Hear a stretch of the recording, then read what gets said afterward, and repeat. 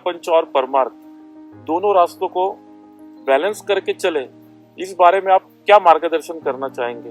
और गृहस्थ साधक को क्या नियम और क्या पालन करना चाहिए अगर तंत्र सीखता है तो?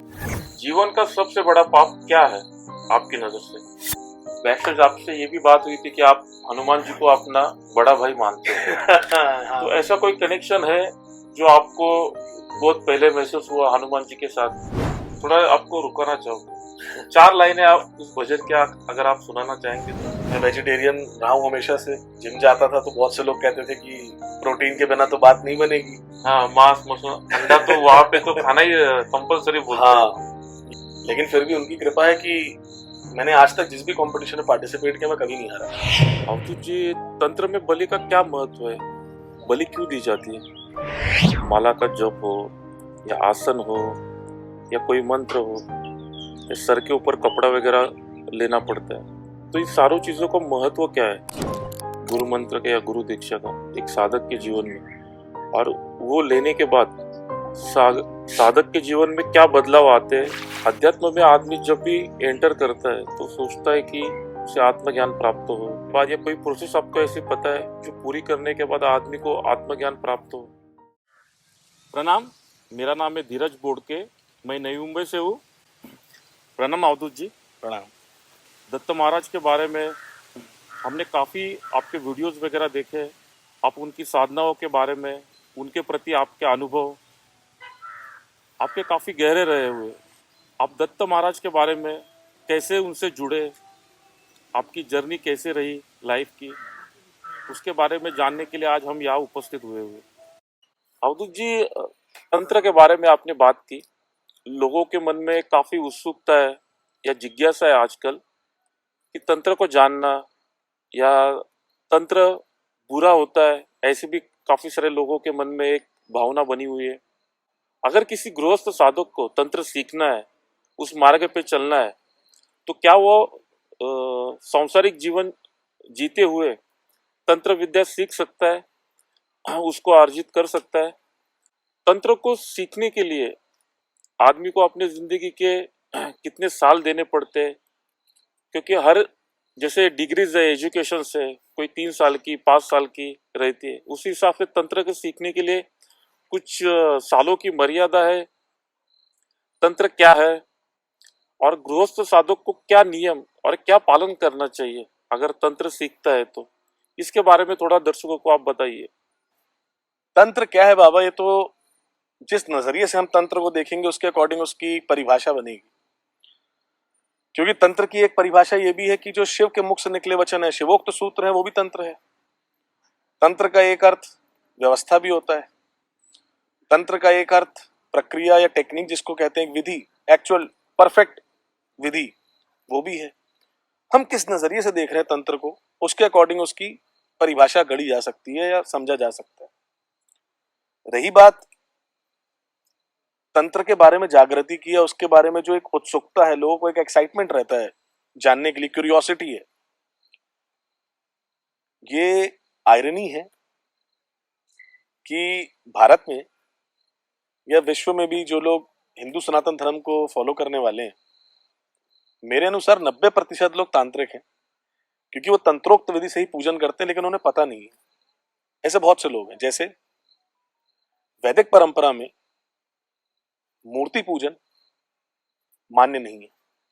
वैदिक परंपरा में हवन के माध्यम से, यज्ञ के माध्यम से, होम के माध्यम से निराकार ब्रह्म तक या देवी देवताओं तक भी भोग को, पूजा को, भाव को, मंत्रों को पहुंचाया जाता है।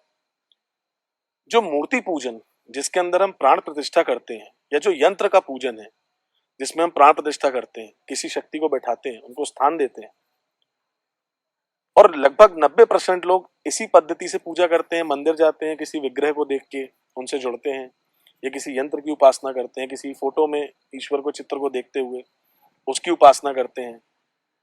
जो हम ये पंच पूजा करते हैं, जो हम मंत्रोच्चारण करते हैं, जिस प्रक्रिया से आज के जमाने में भोग लगाया जा रहा है शक्तियों को, मंदिर में हम जाते हैं, भगवान का श्रृंगार होता है, भोग होता है, शयन होता है, ये सब तंत्र विधि, तंत्रोक्त विधि है।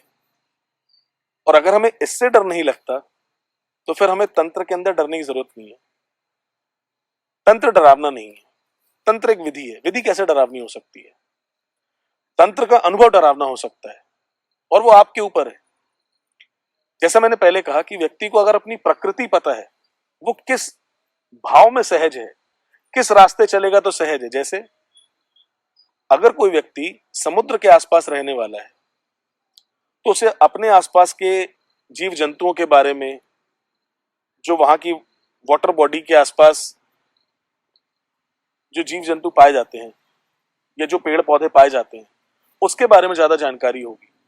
अगर वो वहां जाएगा तो सहजता के साथ अपना जीवन यापन कर सकता है। उसे पता है कि मुझे क्या खाना है, क्या नहीं खाना, कहाँ जाना है, कहाँ नहीं जाना, किस जानवर के साथ मैं इंटरेक्ट कर सकता हूँ, किसके साथ नहीं कर सकता। ऑन द कॉन्ट्ररी, जो इंसान पहाड़ में रह रहा है, उसे वहां के बारे में पता है। तंत्र डरावना तब हो जाएगा जब एक पहाड़ी व्यक्ति समुद्र की आसपास की जो सत्ता है, जो वहां के जीव जंतु है, जो वहां की प्रकृति है, उसमें अपने आप को एक्सप्लोर करने लगे, उसमें एक्सपेरिमेंट करने लगे, क्योंकि वहां पे अप्राकृतिक हो जाता है। आप अपनी प्रकृति के बाहर अगर जाएंगे तो आपका अनुभव अलग हो सकता है, गलत हो सकता है, डरावना हो सकता है। किसी भी मनुष्य का डरना एक बहुत ही बेसिक सी बात है, ह्यूमन रिएक्शन है। आप जीवन में कोई भी चीज अगर पहली बार देख रहे हैं जो आपने नहीं देखी, और अगर आपके अनुकूल नहीं है वो, तो वो आपको डराएगी।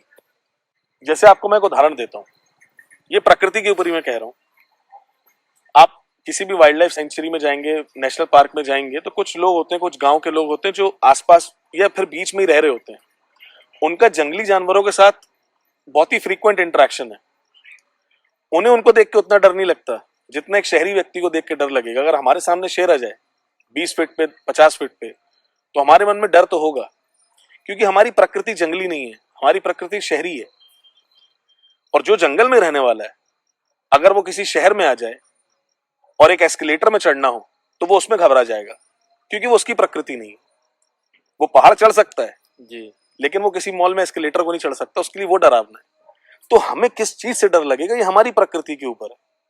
जो हमारे लिए सहज है उसे हम डर नहीं मानते। जैसे एक अघोर साधक जब शमशान साधना करता है तो शमशान की सभी शक्तियों को जगा देता है, उसके लिए वो सहज है, इसलिए उसे उससे डर नहीं लगता।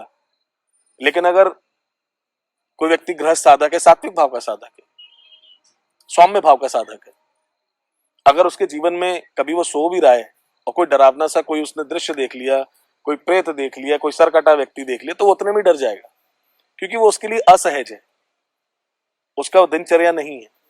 तो डर का संबंध तो आपकी प्रकृति और, क्योंकि तंत्र तो सभी प्रकार का है। तंत्र सात्विक भी है, सौम्य भी है, राजसिक भी है, तामसिक भी है। तंत्र एक प्रक्रिया, प्रक्रिया ना अच्छी होती, ना बुरी होती, ना डराती है। प्रक्रिया के जो अनुभव है, जो रिजल्ट है, वो आपको डराता है। तो मेरा ये मानना है कि अगर आप तंत्र में डरना नहीं चाहते हैं, तो सबसे पहले वो तंत्र फॉलो करें जिसमें आपको गाइडेंस है, वो तंत्र फॉलो करें जो आपके इष्ट से संबंधित है। दूसरी बात, तंत्र तभी करें, तंत्र क्रियाओं में तभी पढ़ें जब आपको अपने इष्ट पे पूर्ण भरोसा है कि वो आपको कुछ नहीं होने देंगे। क्योंकि जब आप किसी प्रक्रिया में जाएंगे तो आपके टेस्ट तो होंगे। जी। प्रकृति, गुरु, इष्ट, देवी देवता, शक्ति, जो भी आप नाम कहना चाहें, ये सभी कहीं ना कहीं मनुष्य की पात्रता को देखने के बाद ही उसको फल स्वरूप आशीर्वाद वर देते हैं। अगर हम उसमें डर गए तो कहीं ना कहीं वो डर हमारे लिए एक बाधा बन जाएगा, हमारा एक ब्लॉकर बनेगा। अगर उसके परे हमें जाना है, एक बंधन तोड़ के अगर हमें कुछ नया आगे देखना है, तो हमें उस डर के आगे जाना पड़ेगा। और डर के आगे हम तभी जा सकते हैं जब हमें पूर्ण भरोसा है कि मेरा गुरु, मेरा इष्ट मेरे साथ है।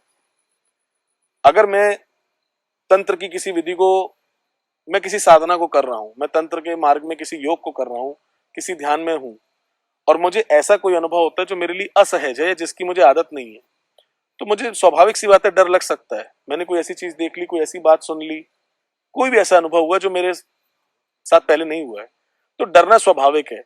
लेकिन अगर वो डर आपकी इतना ज्यादा प्रबल हो जाए कि आपकी वो पद्धति रुक जाए, आपका वो साधना जो है, आपका जो मार्ग है वही रुक जाए, तो फिर आपको प्रॉब्लम है। अगर आपके मन में विश्वास है कि जो भी है बाधा, कोई अगर डर भी है, कोई सामने अगर शक्ति भी आ गई, कोई परेशानी भी है, तो वो मेरे गुरु और मेरे इष्ट से बढ़कर तो नहीं है, वो ईश्वर से बढ़कर तो नहीं है। और अगर ईश्वर मेरे साथ है, मेरा गुरु मेरे साथ है, मेरे इष्ट मेरे साथ है, तो फिर क्या डर। जो भी बात है वो उससे परे लेके जाएंगे, और अगर ऐसा विश्वास है तो फिर आप तंत्र करिए। अगर आपके मन में इस लेवल पे अभी विश्वास नहीं है तो आप अपनी प्रकृति को समझते हुए सौम्य रूप की साधनाएं करें। तंत्र की जो सौम्य क्रियाएं हैं उनको करें। जो उग्र भाव की साधनाएं हैं, जो अघोर की साधनाएं हैं, जो कपालिक साधनाएं, जो कुलाचार है, जो वामाचार है, इसमें ना पड़े, क्योंकि वहां पे आपको शायद ऐसा अनुभव हो जो आपके लिए अप्राकृतिक हो, जो आपने पहले कभी ना अनुभव किया, और फिर आप डरे और शायद आपका तंत्र को लेके एक पर्सपेक्टिव चेंज है कि ये तो गलत ही होता है। दूसरी बात, ये मुझे लगता है कि समाज में ज्ञान का अभाव है, एक अवेयरनेस कम है लोगों को, कि जो निम्न स्तरीय तंत्र होता है, जो सिर्फ मारन मोहन उच्चाटन वशीकरण स्तंभन विद्वेषण, जो षडकर्म या जो अभिचार कर्म है, टोने टोटके, या जो तंत्र का मुझे लगता है कि 0.01% भी नहीं है, उसी को सिर्फ तंत्र से जोड़ के देखा जाता है कि कोई ने ब्लैक मैजिक कर दिया तो उसे हम तांत्रिक समझते हैं। अगर ब्लैक मैजिक करने वाला तांत्रिक है तो शिव को हम क्या ब्लैक मैजिशियन बोलेंगे? शिव से बड़ा कौन तांत्रिक है? और अगर शिव शक्ति के संवाद को, उनके मध्य का जो ज्ञान है, उसको अगर हम तंत्र कहते हैं तो वो फिर कैसे गलत हो सकता है? तंत्र को समझने के लिए चाहिए कि आप अपनी प्रकृति समझे, अपनी प्रकृति के अनुकूल जो आपका नेचर है, जो आप इन्नेट अपने आप अंदर हो, उसके अनुकूल, उसके अकॉर्डिंग जो तंत्र का जो विज्ञान, क्योंकि तंत्र तो समुंदर है, सब कुछ तंत्र के अंदर है, आप अपने अकॉर्डिंग जो आपके लिए सहज है उसको फॉलो करो सबसे पहले। गृहस्थ साधक को आप काफी सारे तंत्र की बातें आप बताते हो वीडियोस में। प्रपंच और परमार्थ दोनों एक साथ लेके चलना चाहिए, जिससे भगवान के अपने इष्ट की प्राप्ति भी हो, और जो सांसारिक जीवन जो भगवान ने दिया है जीने के लिए, वो भी आज तो व्यक्ति पूर्णता जी के एक समर्पित भाव से दोनों रास्तों को बैलेंस करके चले। इस बारे में आप क्या मार्गदर्शन करना चाहेंगे गृहस्थ साधक? बाबा क्या है, देखो, क्योंकि मैं गृहस्थ साधक हूं तो मुझे ऐसा लगता है कि जो मेरी ऑडियंस है, जो लोग मुझे सुनने वाले हैं, जो लोग मुझे देखने वाले हैं, मैं जिम्मेदारी महसूस करता हूं कि मैं उनके लिए पहले कुछ बात करूं, उनके लिए पहले कुछ कंटेंट क्रिएट करूं। इसलिए मैं गृहस्थ साधकों के लिए ज्यादा बताता हूं। लेकिन अगर बात एक उस व्यक्ति की कही जाए जो खुद को ना गृहस्थ समझता है, ना वो गृहस्थी में है, ना ही संन्यास है, न सन्यासी है, और अगर वो इस बात को समझना चाहे, जैसे मेरे भी जीवन में, आज तो मेरी शादी हो गई, मैं गृहस्थ जीवन में हूँ, लेकिन जब मैं स्कूल में होता था, छोटा एक बच्चे के जैसा था, तो ये प्रश्न मेरे भीतर भी होते थे। और जो मैंने समझा, जो मैंने अपने जीवन में प्राप्त किया, वो ये है कि दत्त महाराज हमें योग और भोग दोनों को प्रदान करने वाले हैं। वो योगी भी हैं, भोगी भी हैं, माया युक्त अवधूत भी हैं और माया मुक्त अवधूत भी हैं। और बात यहां समझाने के लिए ये नहीं है कि योग और भोग दोनों ही जरूरी है, या योग करने के साथ भोग करना जरूरी है, या भोग ज्यादा बड़ा है या योग ज्यादा बड़ा है। बात इतनी है बाबा कि व्यक्ति को अपनी प्रकृति, अपनी सहजता समझना जरूरी है। आप हर व्यक्ति, मुझे लगता है, इस चीज को, इस प्रश्न का उत्तर प्राप्त कर सकता है अगर वो ये समझ ले, अगर वो अपने जीवन पे एक प्रकाश डाले, एक दृष्टि डाले, एक इंट्रोस्पेक्ट करे कि जिस घर में उसका जन्म हुआ, जो उसको माहौल मिला, जैसा उसको आध्यात्मिक ज्ञान मिला, अगर आध्यात्मिक रास्ते पे है तो किसी न किसी मार्ग से जुड़ा हुआ है, और अगर किसी मार्ग से नहीं भी जुड़ा हुआ तो भी बात सोचने लायक है। और जो भी उसकी विचारधारा है, जिस भी रास्ते पे वो चल रहा है, तो वो क्यों चल रहा है?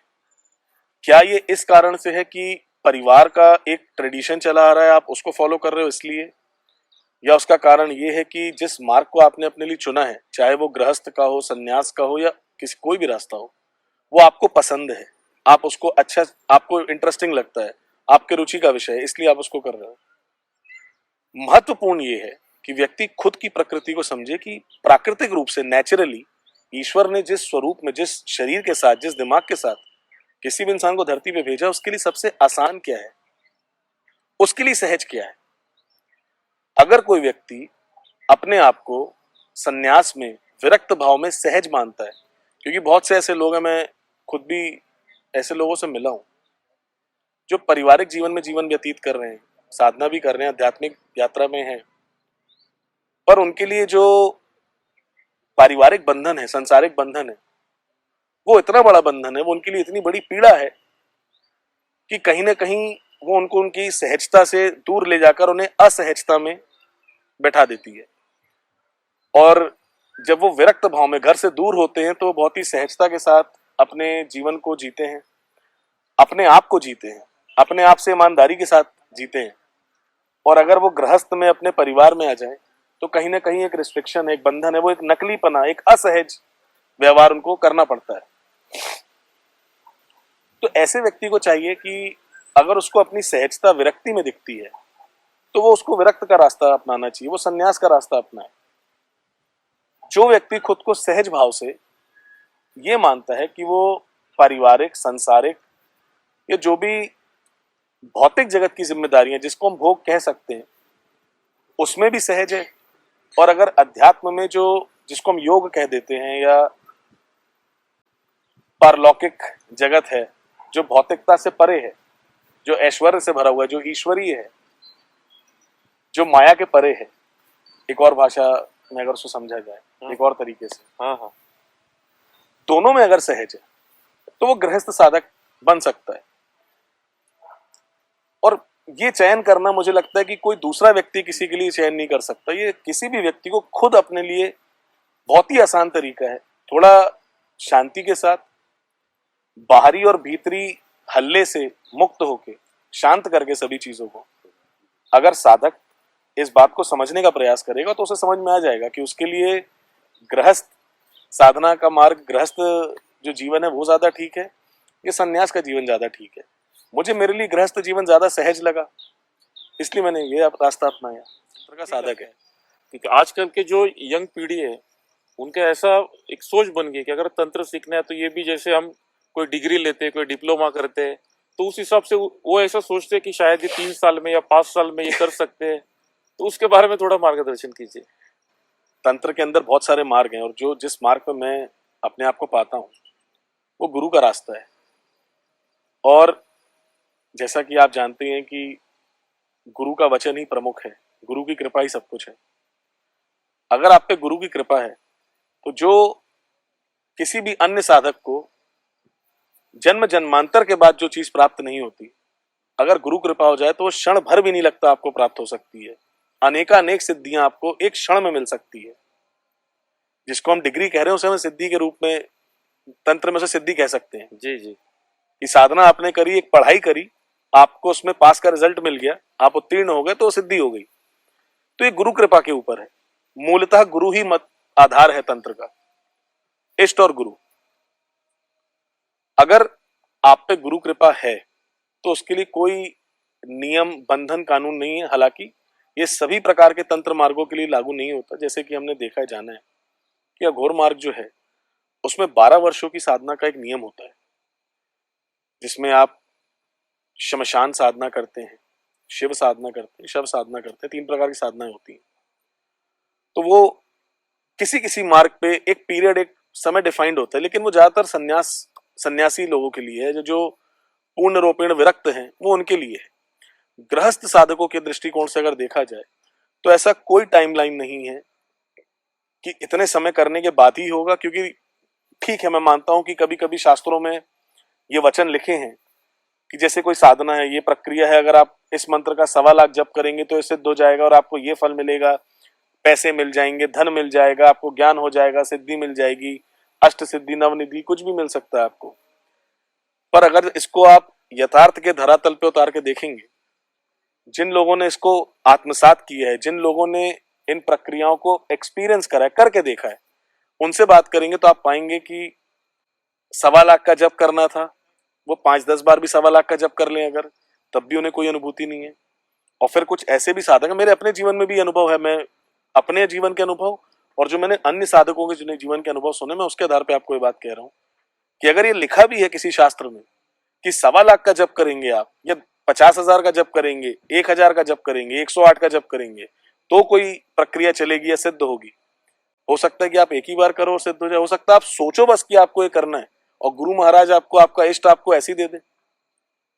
ये गुरु के ऊपर है, ये आपकी पात्रता, आपका भाव और गुरु कृपा, ये तीन चीजें जो सारी टाइमलाइन को डिसाइड करते हैं, और इसलिए ये कुछ भी फिक्स्ड नहीं है, खास तौर से गृहस्थ साधक के लिए। अवधूत जी, जीवन का सबसे बड़ा पाप क्या है आपकी नजर से? बाबा, जीवन का सबसे बड़ा पाप अगर मेरी दृष्टिकोण में देखा जाए तो जब इंसान खुद को मूर्ख बनाने लग जाए, जब इंसान अपनी प्रकृति, अपना मूल स्वभाव जानते हुए भी उसके विपरीत कोई कार्य करे, सबसे बड़ा पाप मेरे हिसाब से वही है। जैसे किसी व्यक्ति का मूल स्वभाव है कि उसे लफड़े में, किसी भी लड़ाई झगड़े में, किसी भी उलझन में फंसना ठीक ना लगे, लेकिन किसी सामाजिक दबाव में, पारिवारिक दबाव में या किसी भी दबाव में आके अगर वो बेवजह किसी उलझन में पड़ रहा है, किसी लफड़े में पड़ रहा है, किसी झंझट में पड़ रहा है, या ऐसा कुछ भी कर रहा है जो उसकी प्रकृति के विरुद्ध है, सबसे बड़ा पाप वही है। क्योंकि जब मनुष्य अप्राकृतिक हो जाता है, यानी जो वो है अगर जानता भी है और जानबूझ के उसके बावजूद उसके विपरीत कोई कार्य करता है, तो वहां से उसका जो पतन है वो शुरू हो जाता है। हम जितना ज्यादा अप्राकृतिक बनेंगे उतना ज्यादा हम अपने आप से दूर हो जाएंगे, और जो खुद से दूर हो गया वो ईश्वर से दूर हो गया, ऐसा मेरी मान्यता है। और जो ईश्वर से दूर हो गया उससे बड़ा कोई पाप नहीं है। तो अपनी प्रकृति को समझे व्यक्ति, अपनी मूल स्वभाव के अनुसार अपना जीवन यापन करे तो अच्छा है, और अगर जानबूझ के उल्टा करे तो सबसे बड़ा पाप वही है। और सेम इसके विरुद्ध पुण्य क्या है? लोग जो है वो इस कश्मकश में रहते हैं कि मुझसे पाप न हो जाए या मैं अच्छा पुण्य करूं। तो पाप और पुण्य की व्याख्या आप अपने जो सोच है आपकी, उस हिसाब से आप एक्सप्लेन कीजिए, ताकि लोग उस हिसाब से अपने जीवन में बदलाव लाए, उस सहज हिसाब से अपना जीवन यापन जीने की कोशिश करें, ताकि वो उन बंधनों में ना बंधे, ना पाप के बंधनों में, ना पुण्य के, और जो ईश्वर प्राप्ति का मार्ग है वो उनको सहज रूप से मिल जाए। बाबा, पाप और पुण्य ये बहुत ही सब्जेक्टिव टॉपिक है। हमें पर्सनली पाप और पुण्य की व्याख्या शास्त्रों में की गई है, हर धर्म के शास्त्रों में की गई है लगभग। और मेरा पर्सनली बहुत ज्यादा इसमें मान्यता नहीं है, लेकिन हाँ, जो आपका प्रश्न है उसको समझते हुए देखो बाबा क्या है, पाप और पुण्य को हमने द्वंद्व में बांट दिया है। पाप यानी जो गलत है और पुण्य यानी जो सही है। पर क्या है, ऐसा बहुत बार देखा गया और मेरे अनुभव में मैंने पाया है कि जो मेरे लिए पुण्य हो सकता है वो आपके लिए पाप हो सकता है, और जो आपके लिए पाप है वो मेरे लिए पुण्य हो सकता है। जैसे हम अगर किसी कर्म को पुण्य समझ के कर रहे हैं तो हम उसे पुण्य इसलिए समझ रहे हैं क्योंकि जो हमारी मानसिकता है, जो हमने शिक्षा ग्रहण करी, जो हमें समाज में मिला, परिवार से जो हमने सीखा, जो हमारी मान्यताएं हैं, जो हमारी परंपरा है, उस परंपरा के मत के हिसाब से आप जो कार्य कर रहे हैं वो पुण्य हो सकता है क्योंकि वो सही है, या उसके उल्टा अगर उसके विरोध में कर रहे तो पाप है। लेकिन मान्यताओं में भी तो विरोधाभास है। एक मान्यता में किसी एक पशु की हत्या करके उसके मांस का भक्षण करना पाप माना गया है। उसके विरोध में दूसरे किसी धर्म में किसी पशु की हत्या करके उसके मांस का भक्षण करना पुण्य माना गया है। पुण्य ना भी कहूं तो त्योहार है, उसे सेलिब्रेट किया जाता है, या कहीं ना कहीं उसको खुशी की तरह देखा जाता है, उसको एक अच्छा भाव में लिया जाता है। तो ये कौन डिसाइड करेगा कि आखिर सही क्या और गलत क्या है? अगर आप ऐसे परिवार में जन्मे, आप ऐसे धर्म में जन्मे, आप एक ऐसे संप्रदाय, ऐसे समाज में जन्मे जहां पे हत्या करके मांस का भक्षण करना, ये मैं उदाहरण के लिए कह रहा हूं, ऐसी बहुत सारी बातें हैं। किसी पशु की हत्या करके मांस का भक्षण करना अगर ठीक माना गया, सही माना गया है, तो आपके लिए तो पुण्य नहीं, आप उसे सेलिब्रेट करोगे। लेकिन मैं आपके विरोध वाले, या बिल्कुल उल्टे विरोध, मतलब मेरे कहने का मतलब कि कंसेप्चुअली जो उल्टा है या ऑपोजिट है, कॉन्ट्राडिक्टरी, अगर किसी मान्यता में पैदा हुआ हूं, किसी संप्रदाय में हूं, मुझे बचपन से बताया गया कि ये काम गलत है, तो मेरे लिए वो पाप है। अब आप भी गलत नहीं और मैं भी गलत नहीं, क्योंकि जो आपको सिखाया गया आप उसके अकॉर्डिंग सही गलत की आकलन कर रहे हैं, जो मुझे सिखाया गया मैं उसके अकॉर्डिंग सही गलत का आकलन कर रहा हूं। तो इसमें ये कौन डिसाइड करेगा कि सही क्या और गलत क्या, इसका स्टैंडर्डाइजेशन कहाँ है। दूसरा उदाहरण, भारत देश में ऐसे बहुत सारे समूह हैं, बहुत सी ऐसी जनजातियां, बहुत से ऐसे समाज के वर्ग हैं जिनके अंदर एक पति की एक से अधिक लड़कियों से शादी हो सकती है, एक से ज्यादा पत्नियां हो सकती हैं, या ऐसा भी देखा गया है कि एक स्त्री का एक से ज्यादा पुरुषों के साथ विवाह किया जा सकता है। उनके लिए वो ठीक है, उसको उन लोग गलत नहीं मानते, उसमें उनके लिए कोई पाप नहीं है। लेकिन दूसरी तरफ उसी भारत देश में जिसमें हम रहते हैं, ऐसे बहुत से संप्रदाय, ऐसे बहुत से समाज के अंदर वर्ग है, समूह है, जिसके अंदर इसको व्याभिचार कह दिया गया है, जिसको पाप माना गया है। तो ये सही क्या है और गलत क्या है, ये तो हमारी जो मानसिकता है, जो हमारा बैकग्राउंड है, जो हमने संचित ज्ञान इकट्ठा किया है, उसके आधार पे हर कोई देखता है। यथार्थ में, सत्य में क्या पाप है और क्या पुण्य है, ये तो एक सोच का, विशोध का विषय है। क्योंकि जो शास्त्र, जो ज्ञान या जो भी स्रोत से आपके लिए क्या पुण्य और क्या पाप है वो प्राप्त कर रहे हैं, वो कहीं ना कहीं एक सीमित धर्म और संप्रदाय के अनुकूल है। जैसा आपका समाज है, जैसा आपका संप्रदाय, जैसा आपका धर्म, उसके अकॉर्डिंग आप डिसाइड करोगे। पर मनुष्य होने के नाते, अगर मैं किसी भी संप्रदाय का नहीं हूं, मैं किसी धर्म का नहीं हूं, मैं सिर्फ मनुष्य मात्र हूं, अगर मैं अपने आप को सब कुछ हटा के, सबसे डिसोसिएट करके सिर्फ इंसान समझ के खुद के बारे में सोचूं, तो ये पता लगाना कि क्या पुण्य और क्या पाप है बहुत कठिन है। इसीलिए मुझे लगता है, जो पहले मैंने बात कही, कि हर व्यक्ति को अपनी सहजता, अपनी प्रकृति ये समझना चाहिए। और जहां तक मानवीय सिद्धांतों के आधार पर अगर देखा जाए, जो मानवीय भावनाएं होती हैं, उसके आधार पर देखा जाए, तो कुछ छोटी मोटी बातें हैं जिनका ध्यान अगर व्यक्ति रखे तो पाप से बच सकता है। जैसे आप एक मनुष्य हैं, आपको ईश्वर ने प्रकृति के अन्य जीव जंतुओं से, पेड़ पौधों से, पदार्थों से, अलग अलग जो प्रकृति के स्वरूप हैं, जो उसके अलग अलग अंग हैं, उससे ज्यादा चेतना अगर दी है, आपके पास ज्यादा जागृति है, आप ज्यादा इवॉल्व हुए हैं पिछले कई हजार सालों में, तो आपका ये दायित्व बनता है कि आप उस जागृति, उस जो डेवलपमेंट हुआ है, जो एवोल्यूशन हुआ है, उसके अनुसार अपना जीवन यापन करें। अगर मनुष्य है तो मनुष्य की तरह सोचें, जानवर ना बन जाए। अगर आप मनुष्य होके पशुवत जीवन जीने लगेंगे, तो मुझे लगता है कि आप भले किसी संप्रदाय के हो ना हो, किसी तरीके से आपको पुण्य पाप का ज्ञान हो चाहे ना हो, लेकिन अगर आप मनुष्य होने के बाद भी जड़ता पूर्वक, पशुवत या फिर शववत या फिर पाषाणवत अगर जीवन जी रहे हैं, पत्थर की तरह, तो उससे बड़ा पाप क्या हो सकता है। वैसे आपसे ये भी बात हुई थी कि आप हनुमान जी को अपना बड़ा भाई मानते हैं। हाँ, तंत्र में हनुमान जी और भैरव जी का एक विशेष स्थान है। आप हनुमान जी को अपना बड़ा भाई भी मानते हैं, तो क्या तंत्र में आपकी रुचि जब बढ़ी तब आपने हनुमान जी की साधना शुरू की या भैरव जी की साधना शुरू की, या ऐसा कुछ कनेक्शन, जैसे आप बोलते हो कि कुछ असाधारण चीजें आपके साथ बचपन से होती रही है, तो ऐसा कोई कनेक्शन है जो आपको बहुत पहले महसूस हुआ हनुमान जी के साथ, या ऐसी कोई घटना जो आप दर्शकों के साथ साझा करना चाहेंगे? इसके बारे में थोड़ा बताइए कि तंत्र में हनुमान जी, भैरव जी को क्यों लोग साधने की कोशिश करते, उनका आशीर्वाद प्राप्त करने की कोशिश करते, और हनुमान जी के साथ आपका क्या कनेक्शन है, या आप उनको बड़ा भाई क्यों मानते हैं? ठीक बात है। पहले तो मैं ये बता दूं कि मैं उनको बड़ा भाई क्यों मानता हूँ।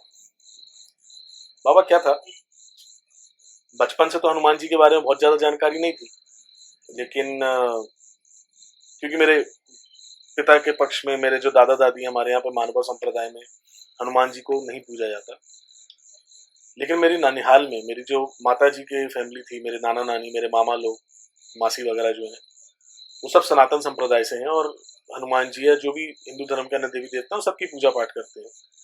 तो जब मैं गर्मियों की छुट्टी में अपने नानी के यहाँ जाता था, तो वहाँ पे रामायण जी का पाठ होना, सुंदरकांड का पाठ होना, ये लगभग होता ही था।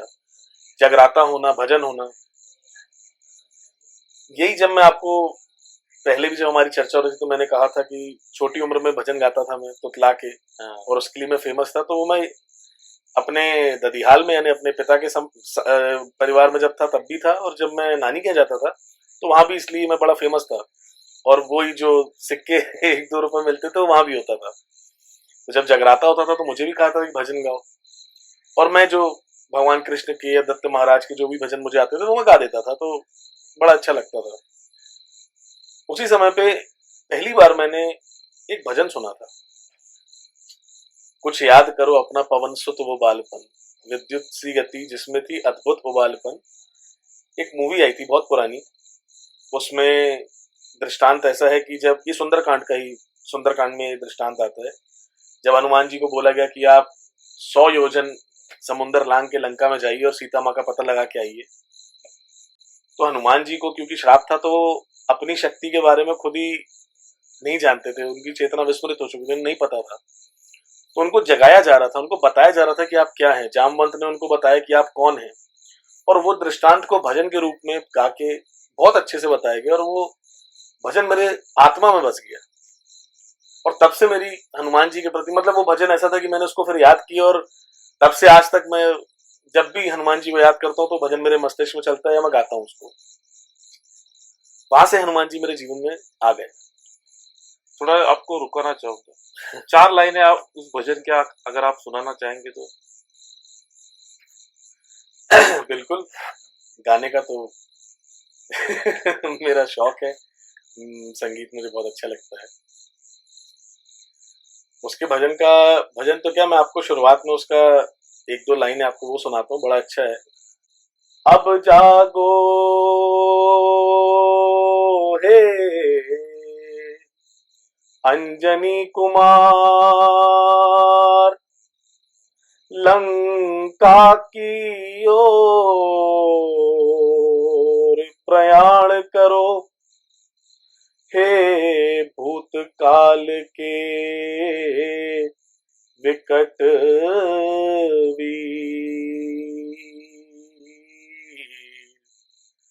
तुम अब वर्तमान निर्माण करो, दुखियों का दुखड़ा दूर करो, संकट मोचन कहलाए तुम, कुछ याद करो, कुछ याद करो अपना पवन सुत वो बालपन। ये भजन मुझे बहुत बहुत अच्छा लगता है। बहुत बढ़िया हुआ, आपकी आवाज भी काफी प्यारी है।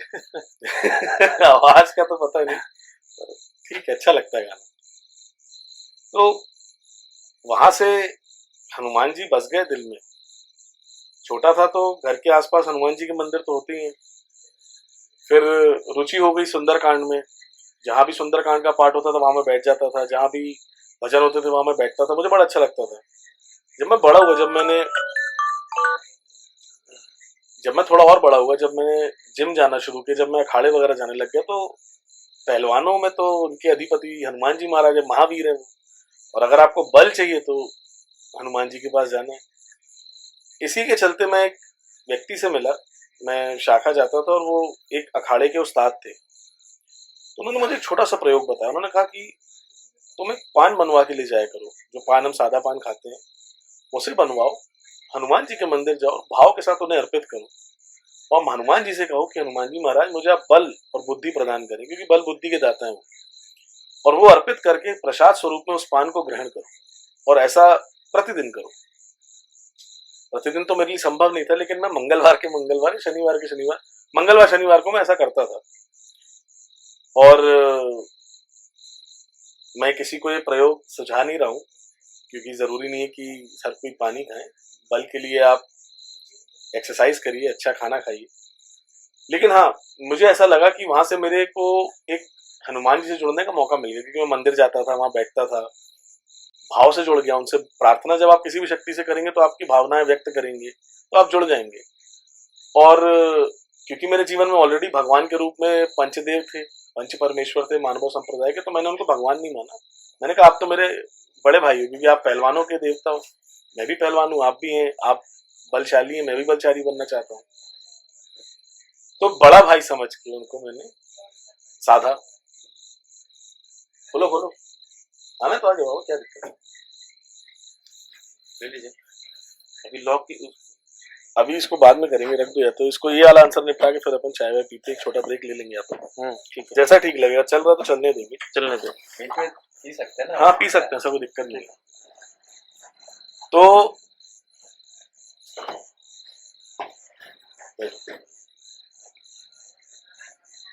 वहां से हनुमान जी से जुड़ा हो गया, और उनकी कृपा है, उनका बड़ा आशीर्वाद रहा है कि मैं वेजिटेरियन रहा हूँ हमेशा से।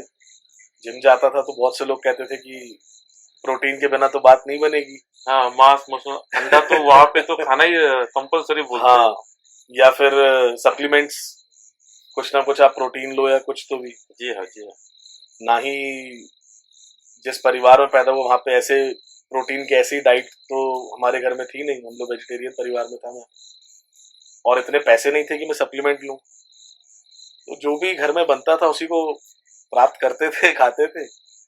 लेकिन फिर भी उनकी कृपा है कि मैंने आज तक जिस भी कंपटीशन में पार्टिसिपेट किया मैं कभी नहीं हारा।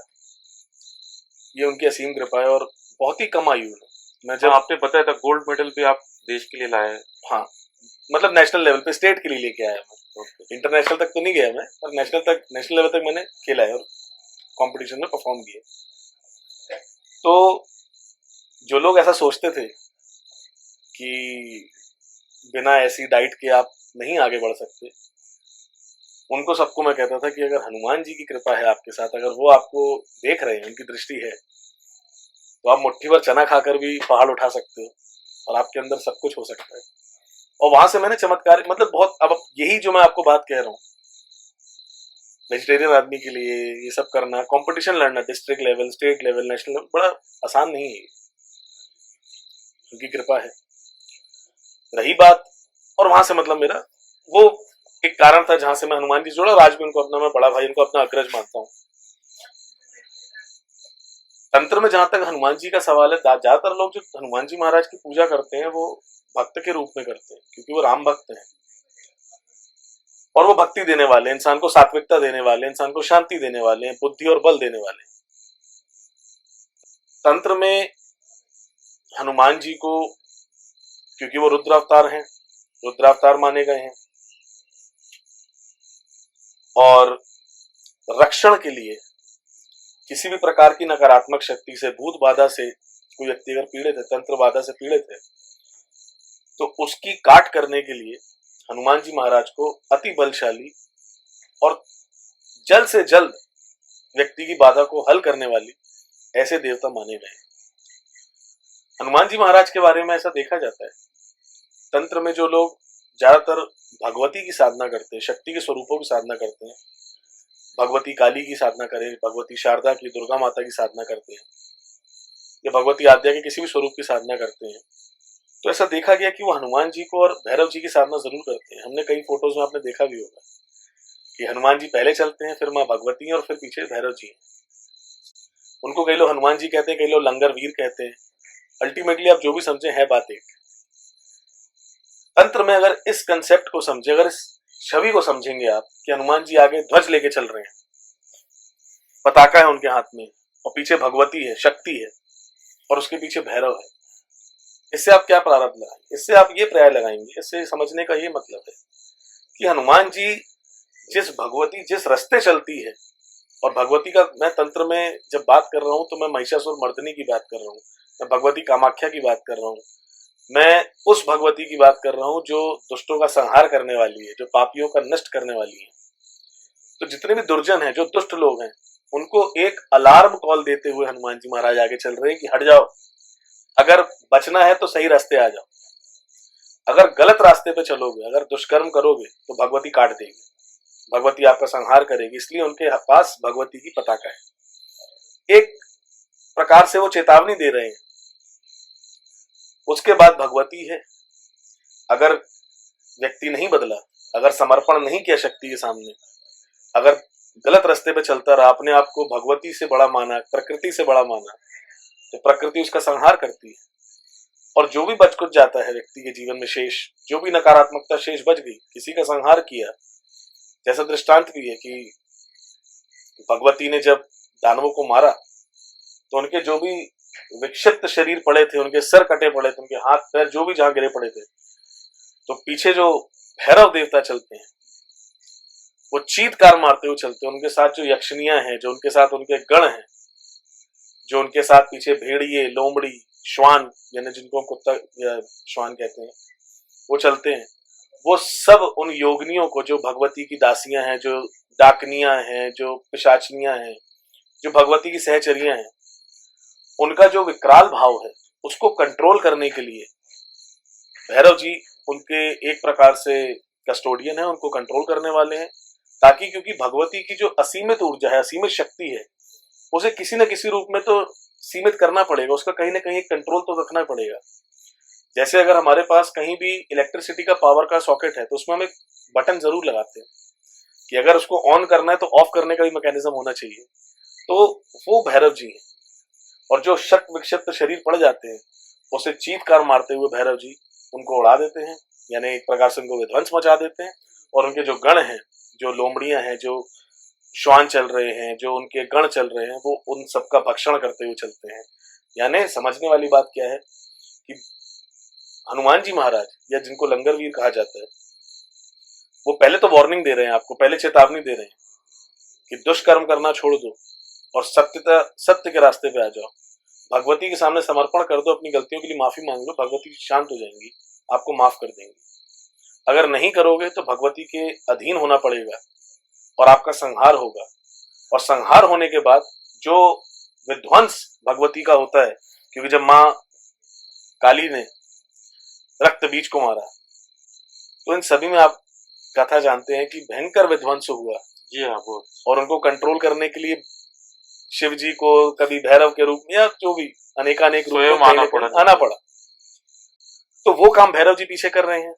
और दूसरा, उनकी जो सहचरी हैं, जो उनकी एक प्रकार से भगवती की जो दासियां हैं, या उनकी जो सखी भी कहते हैं, दासी भी कहते हैं, सहचरी भी कहते हैं, जैसे भैरव जी के गण है वैसे भगवती की भी सहचरी है, उन सबका कस्टोडियन, उन सबके जो कंट्रोलर हैं, एक प्रकार से उनके मॉनिटर हैं, वो भगवती के जो पुत्र भैरव हैं वो है। बटुक भैरव भी कहते हैं उनको, स्वर्णाकर्षण भैरव भी कहते हैं।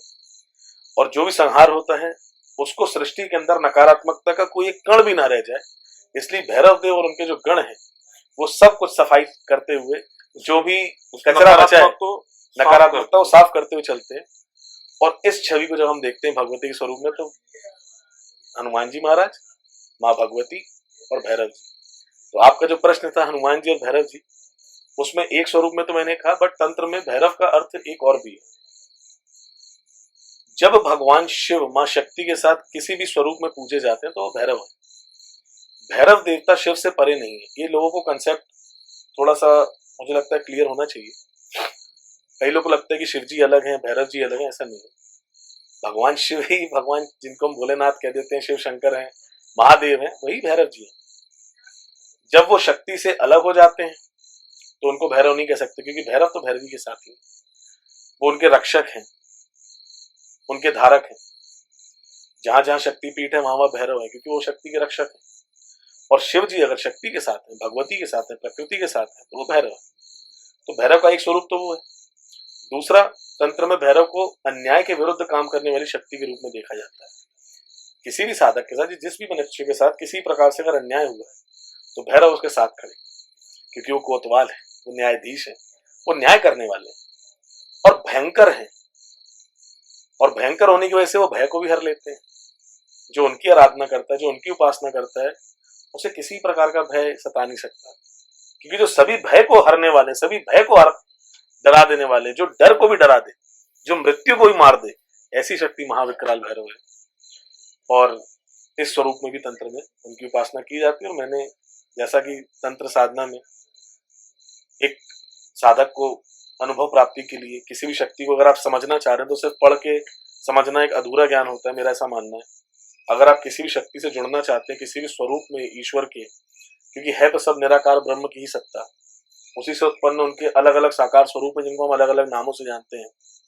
अगर आप उनके अलग अलग रूपों को समझ के उनसे अगर अपना ज्ञान प्राप्त करना चाहते हैं, अपने जीवन में अनुभव प्राप्त करना चाहते हैं, तो साधना करनी पड़ती है, और मैंने भी की है, और जो मैं समझ पाया वो मैंने आपके साथ बताया। अवधूत जी, तंत्र में बलि का क्या महत्व है? बलि क्यों दी जाती है? तंत्र में बलि का महत्व क्या, मतलब एक उपयोगिता है। तंत्र में बाबा एक भाव भोग का सिद्धांत चलता है। उसका तात्पर्य ये है कि तंत्र में कोई भी साधक जिस भी शक्ति को सिद्ध करता है, उसकी साधना करता है, उसकी पूजा करता है, तो जिस भाव की वो साधना है, अगर वो सात्विक भाव से साधना करना चाह रहा है, किसी सात्विक उद्देश्य से, तो वो सात्विक शक्ति की आराधना करेगा, या जिस भी शक्ति के सात्विक रूप की साधना करेगा। अगर उसके मन में कोई राजसिक है तो राजसिक वैसा, और अगर कोई तामसिक भाव है, किसी का उद्देश्य ही तामसिकता पूर्वक है, उग्र है, जैसे किसी को अगर किसी नकारात्मक शक्ति से अगर लड़ना है, किसी का कोई तंत्र काट करना है, तो तंत्र में नकारात्मकता का काट भी नकारात्मकता से ही है। उग्र भाव की शक्ति को काटने के लिए उग्र भाव की शक्ति का उपयोग करना पड़ता है, और जैसा आपका भाव है वैसी ही शक्ति की आप साधना करोगे, और उसके भोग भी उसी प्रकार होगा। तो कोई भी शक्ति जब आती है, चाहे आप सात्विक रूप से करें चाहे तामसिक रूप से करें, जिस प्रकार हम सात्विक रूप से भोजन में भोग में नैवेद्य चढ़ाते हैं, कोई फल चढ़ाते हैं, या अन्य कोई और वस्तु वहां पे प्रदान करते हैं, उसी प्रकार जब कोई शक्ति उग्र भाव की है या तामसिक भाव की है, जैसे भगवती महाकाली के, शमशान काली के, भगवान भैरव के, या 10 महाविद्याओं में जो काली कुल की भगवती शक्तियां देवियां हैं, या अन्य भी बहुत सारी ऐसी शक्तियां हैं जिनका अगर साधना किया जाता है, उनका आवाहन होता है, तो क्योंकि उसका भाव तामसिक है और उनसे जो हमारी प्रार्थना है उसका उद्देश्य जो है वो तामसिक है, इसलिए उनको तामसिक भोग दिया जाता है, और इसलिए बलि दी जाती है। आज भी दी जाती है। आप कामाख्या में देखेंगे कि वहाँ पे पशु बलि दी जाती है, या अन्य भी भारत में बहुत सारे ऐसे मंदिर हैं। हमारे महाराष्ट्र में तुलजा भवानी है, और बड़े बड़े प्रसिद्ध मंदिर भी हैं, और गांव वगैरह में तो छोटे शहरों में भी अक्सर हम जानते देखते हैं कि बलि का एक सिद्धांत है। तो जहाँ पे तंत्र की प्रक्रिया में उग्र शक्ति की, किसी भी तामसिक शक्ति की साधना हो रही है, तो उसमें बलि दी जाती है, और वो इसलिए कि जैसा आपका भाव है उसके अकॉर्डिंग उस शक्ति का आवाहन है और उसका भोग है। और बिना भोग दिए कोई भी शक्ति कार्य नहीं करती, क्योंकि चाहे आप अपने भाव का भोग दो, चाहे अपनी भक्ति का भोग दो, मंत्रों का दो, किसी पदार्थ का दो, किसी पुष्प का दो, किसी फल का दो, किसी नैवेद्य का दो, पर भोग तो देना पड़ता है, और जैसा आपका भाव है वैसा भोग है। ये कुछ इसी प्रकार है बाबा, इसको एक आसान भाषा में समझने के लिए, एक आम आदमी के लिए, हमारे समाज में 2 प्रकार के लोगों का मैं उदाहरण लेता हूँ। एक व्यक्ति है जिसका काम है, टीचर है एक स्कूल में, वो हमारे बच्चों को पढ़ाता है, लिखाता है, सिखाता है, उनको एक अच्छा नागरिक बनाने का प्रयास करता है, बहुत ही सात्विक कार्य है। तो जब टीचर्स डे आता है, जब हम शिक्षक दिवस मनाते हैं, तो हम उनके लिए, बच्चे कोई मिठाई लेके जाता है, कोई उनके लिए पुष्प लेके जाता है, हम एक प्रकार से उनको भोग देते हैं, गुरु का सम्मान करते हैं, तो उनको हम सात्विक चीजें देते हैं। या कोई पंडित जी हैं, वो हमारे घर में अनुष्ठान करा रहे हैं, तो उनको हम सात्विक चीजों का भोग देते हैं। लेकिन अगर हमारे डिफेंस फोर्सेस की बात करी जाए, तो वहाँ पे आर्मी उनको तामसिक वस्तुएं प्रदान करते हैं, उनको शराब भी दी जाती है, लिकर दिया जाता है, उनको नॉनवेज वगैरह भी दिया जाता है, सारी चीजें दी जाती है। उसका एक तो कारण ये है कि जिन खराब प्राकृतिक हालातों में उनको नौकरी करनी है, देश की रक्षा करनी है, उसके लिए उनको उग्र भाव में रहना जरूरी है। और दूसरा, अगर किसी को लड़ना है, किसी को अगर रक्षण करना है, तो उसको उग्र होना पड़ेगा, उसको तामसिक होना ही पड़ेगा। किसी को हम सात्विक बना के, सात्विक भाव से उसको ट्रेन करके, सात्विक भोग देके, उससे कोई भी तामसिक कार्य नहीं करा सकते। अगर हम अपने पंडित जी, जिनको हमने सात्विक भाव में उनका सेवा किया, उनको भोग दिया, उनसे अगर हम कहें कि आप एक बंदूक लेके बॉर्डर पे जाओ और जो भी आतंकवादी है, जो भी दुश्मन है, उसको आप ध्वस्त कर दो, वो नहीं कर पाएंगे। इसीलिए जो हमारे जवान हैं, उनको हमने रक्षण के लिए सिखाना है, उनको रक्षण के लिए प्रिपेयर करना है, और रक्षण का काम तामसिकता से जुड़ा हुआ है। किसी को मारना, किसी का वध करना, ये हिंसक कार्य है, और हिंसक कार्य हमेशा तामसिक होता है। और तामसिक कार्य करने के लिए कोई व्यक्ति तामसिक भाव को अपने अंदर प्रकट कर सके, इसीलिए उसको वैसा भोग दिया जाता है। तो यही एक मतलब समझने के दृष्टिकोण से अगर देखा जाए तो आम भाषा में ये एक उद्देश्य है बलि का। हालांकि जरूरी नहीं कि हमेशा पशु बलि हो या किसी जीव की बलि हो। शास्त्रों में हमारे यहाँ जयफल की बलि भी होती है। जैसे भैरव देव के सात्विक पूजन में बलिदान का एक महत्व मैंने भी अपने हमारे वीडियो में एक बटुक भैरव जी की साधना मैंने शेयर करी है। उसके अंदर हम गुड़ का बलिदान करते हैं। भगवती को आप लोगों ने देखा होगा कि जो कच्चा कुम्भड़ा होता है हरे रंग वाला ऐश गार्ड, उसका भी बलिदान होता है। जायफल का बलिदान होता है। तो जरूरी नहीं है कि किसी पशु की या किसी जीव की ही बलि दे के बलि होती है या उसी से सिर्फ भोग लगता है। सवाल सिर्फ इतना है कि आपको भोग देना है। जैसा भाव है आपका, जैसी आपकी मनोकामना है, वैसी ही शक्ति उसी स्वरूप में आप भगवती शक्ति का साधना करते हो। और जिस भाव की शक्ति उसका वैसा है स्वरूप है, उसको वैसा भोग देना पड़ता है, इसलिए बलिदान है। ओके। जैसे तंत्र में कुछ ऐसी भी शक्तियाँ होती है जो किसी व्यक्ति के लिए बड़ी हार्मफुल होती है, तो ऐसी शक्तियों को निगेटिव कहा जाता है। हालांकि शक्तियों को पॉजिटिव और निगेटिव की श्रेणी में हम नहीं रख सकते, लेकिन कुछ ऐसी शक्तियाँ हैं जो किसी व्यक्ति के लिए वो अनुकूल है तो उसे निगेटिव कहा जाता है। तो उस व्यक्ति ने, उस तांत्रिक ने या तो उस तंत्र सीखने वाले बंदे ने उस नेगेटिविटी से, उस शक्ति से कैसे डील करनी चाहिए? ठीक बात है। अब आपका कहना सही है कि कोई भी एनर्जी या कोई भी शक्ति पॉजिटिव नेगेटिव नहीं होती। हम समझने के लिए आसान भाषा में ये कह देते हैं कि नेगेटिव एनर्जी है, ऐसा पॉजिटिव एनर्जी है। बात सिर्फ अनुकूलता और प्रतिकूलता की है। आप अभी मेरे साथ बैठे हैं, मैं आपके मतलब की बात कहूंगा, आपसे अनुकूल व्यवहार करूंगा, जैसा आप पसंद करते हैं, जैसा आपके लिए सहज है वैसा मैं व्यवहार करूंगा, तो मैं आपके लिए पॉजिटिव हूँ। अगर मैं उसके विरुद्ध ऑपोजिट, आप मुझसे अच्छे से बात करें, सम्मान पूर्वक शब्दों में बात करें और मैं आपको गालियां दूं, गलत तरीके से बात करूं, आपका अपमान करूं, तो मैं आपके प्रतिकूल हो जाऊंगा, तो आप मुझे नेगेटिव मानोगे। अब इसमें साधक को ठीक बात है कि किसी भी शक्ति का हम ऐसे विश्लेषण नहीं कर सकते कि वो गुण के आधार पे हम फिर भी कह देते हैं कि किसी शक्ति का स्वरूप है, वो सात्विक हो सकता है, राजसिक है, तामसिक है, या निराकार स्वरूप की शक्ति है तो त्रिगुणमयी माया के परे हो। लेकिन अगर भाव की बात कही जाए, जैसा व्यक्ति है, जैसा साधक है, अगर वो मूल स्वभाव उसका सात्विक है तो उसको चाहिए कि वो सात्विक शक्ति के स्वरूप में साधना करे।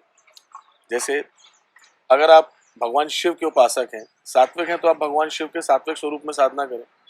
अगर आप उग्र भाव के साधक हैं, आप तामसिक भाव के साधक हैं, तो आप भगवान शिव के उग्र भाव की साधना करेंगे। प्रॉब्लम कहाँ होती है बाबा? जब इंसान इनकम्पैटिबिलिटी को फेस करता है कि मैं भीतर से सात्विक हूँ, साधना मार्ग जो है मेरा वो सात्विक मार्ग है, और कहीं किसी के कह देने पे या एक एक्सपेरिमेंट करने के लिए, अनुभव करने के लिए या अन्य किसी भी कारणवश अगर मैं तामसिक शक्ति या किसी भी शक्ति के तामसिक स्वरूप का साधना करूंगा तो वो मेरे क्योंकि प्रतिकूल है, तो वो वहां से मुझे डर भी लग सकता है या घबराहट हो सकती है। जैसे हमने पिछले वीडियो में भी डिस्कस किया था कि क्योंकि सिर्फ वो मेरे अनुभव से परे है, मेरी सोच के परे है, इसलिए हम डर जाते हैं, घबरा जाते हैं। इसमें डरने घबराने ऐसा कुछ नहीं है। अगर कोई भी देवी शक्ति है, कोई भी ईश्वरीय सत्ता, भगवान या ईश्वर जो परब्रह्म है, उसके साकार स्वरूप का रिप्रेजेंटेशन करने वाली कोई भी शक्ति है, तो उससे डरने घबराने जैसा नहीं है कोई भी बात। बस बात यह है कि अगर आपको प्रतिकूलता कहीं महसूस हो रही है, आपको डर लग रहा है, तो आपको इस बारे में समझना चाहिए कि ये आपके शायद परिधि के बाहर है या आपके प्रतिकूल है। तो आप उसमें या तो अपने आप को देखो कि आप उसके लिए एडजस्ट कर सकते हो, नहीं कर सकते हो, और नहीं तो शक्ति के सौम्य स्वरूप की आप साधना करें। दूसरी बात, ऐसा कोई मनाही भी नहीं है। अगर आपके पास अपने गुरु का गाइडेंस है, आपको सही मार्ग प्रशस्त किया गया है, तो आप कर सकते हैं। जैसे सात्विक लोग, सात्विक भाव के साधक भी भगवान वीरभद्र की साधना करते हैं। भगवान उग्र, मैं सात्विक साधक हूँ लेकिन मैं उग्र नरसिंह की भी साधना करता हूँ। तो उसके लिए क्या एक बेसिक सिद्धांत तंत्र में हमें सिखाया है गुरुओं ने कि अगर आप सौम्य भाव की साधना करने वाले हैं, नारायण की साधना करते हैं आप, तो भगवान विष्णु के आप सात्विक रूप की साधना पहले करिए, उसके बाद आप उग्र नरसिंह की साधना करें। हैं दोनों ही नारायण, लेकिन क्योंकि आप सात्विक हैं तो पहले आप सात्विक को सिद्ध करो, उसके बाद आप नारायण तक जाइए। जैसे भगवान काल भैरव हैं, उनकी अगर आप साधना करना चाह रहे हैं तो पहले आप भगवान शिव की साधना करो, उनको अपने साथ लीजिए, उनका मार्गदर्शन, उनका आशीर्वाद लीजिए, फिर आप भगवान काल भैरव तक जाइए।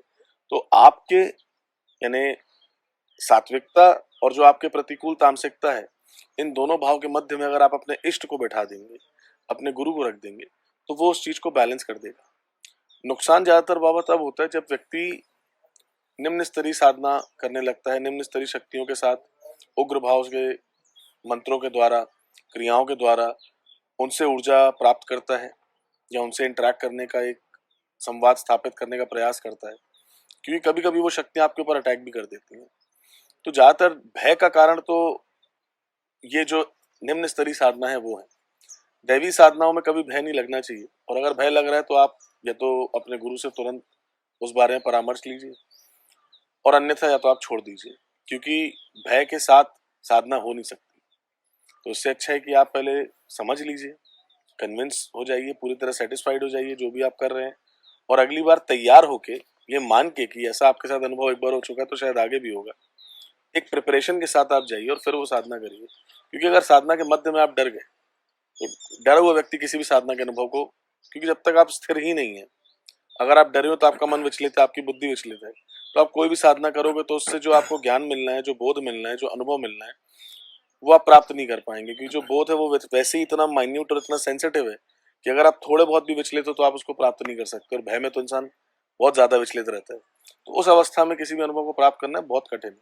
तो मेरे को लगता है कि अगर प्रतिकूलता, अनुकूलता है और पॉजिटिविटी नेगेटिविटी देखा जाए तो एक साधक के लिए ये एक अच्छा तरीका हो सकता है इस प्रकार साधना करने का। ओके। मेरा अगला सवाल आपसे ये था कि साधना करने के लिए माला का जप हो या आसन हो या कोई मंत्र हो या सर के ऊपर कपड़ा वगैरह लेना पड़ता है, तो इन सारों चीजों का महत्व क्या है? किसी शक्ति की साधना कर रही है तो उसको, उस शक्ति को साधने के लिए क्या इन सारी चीजों की जरूरत है क्या, या इनके बिना भी कर सकते हैं?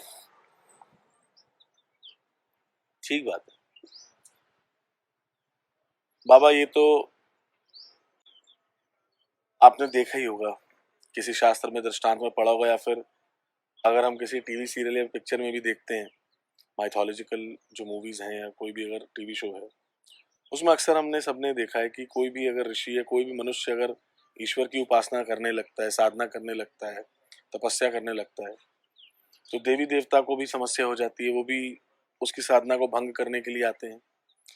जो निम्न तरीय दैत्य हैं, राक्षस हैं, वो भी किसी के हवन कुंड को ध्वस्त करने आते हैं, पूजा को ध्वस्त करने आते हैं, उपासना में विघ्न डालते हैं।